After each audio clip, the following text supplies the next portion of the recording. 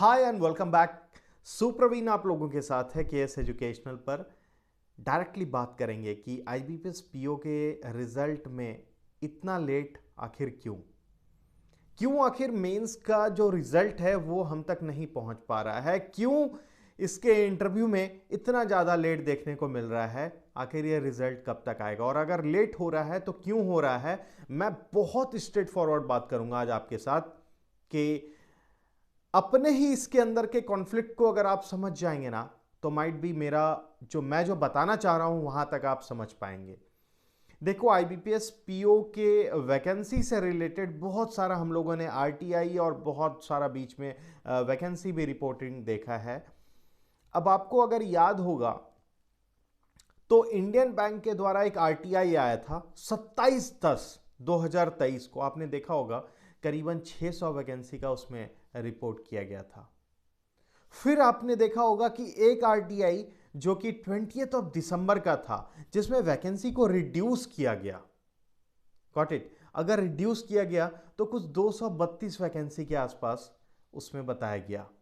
अब देखो खुद के इसके कॉन्फ्लिक्ट को कि कभी 600 वैकेंसी और कभी 232 वैकेंसी, इसका साफ मतलब यह होता है कि जो एक्चुअल में आप स्टार्टिंग में देख रहे होंगे वैकेंसी, उस वैकेंसी का 3 टाइम्स नहीं बुलाया जाता है इंटरव्यू में, बल्कि जो अभी के टाइम पे जो करंट सिनेरियो है और जब आपका रिजल्ट आएगा तो रिजल्ट में जो एक्चुअली देखेंगे जितने भी बच्चे सेलेक्ट होते हैं उसका 3 टाइम्स का आपका सिलेक्शन होगा।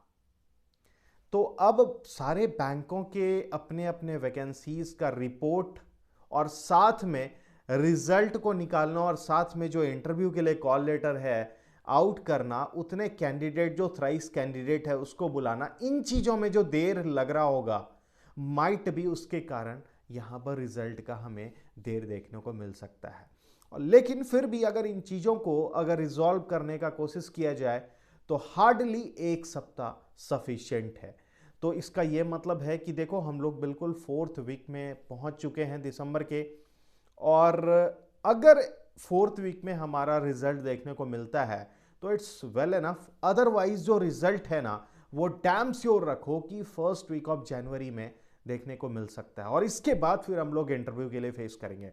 तो देखो इसके अंदर अपना ही खुद का कॉन्फ्लिक्ट है, कभी वैकेंसी का रिपोर्ट किया जा रहा है ज़्यादा, कभी वैकेंसी का रिपोर्ट किया जा रहा है कम। और मैं आप लोगों को ये बात कहीं और से नहीं बता रहा हूं बल्कि जो आरटीआई रिप्लाई आता है बस उसी के बेसिस पे बता रहा हूं। तो आप हालांकि समझ चुके होंगे कि क्या आखिर मैं बताना चाह रहा हूं और क्यों इतना डिले हो रहा है।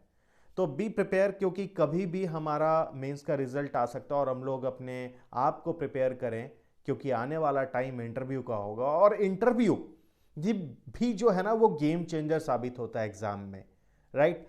अगर हमारा थोड़ा सा भी मार्क्स का कमी रह जाता है मेंस में तो फिर हमारा नैया पार लगाता है कौन? इंटरव्यू। इसीलिए बहुत अच्छे से फोकस करो उस पर, राइट?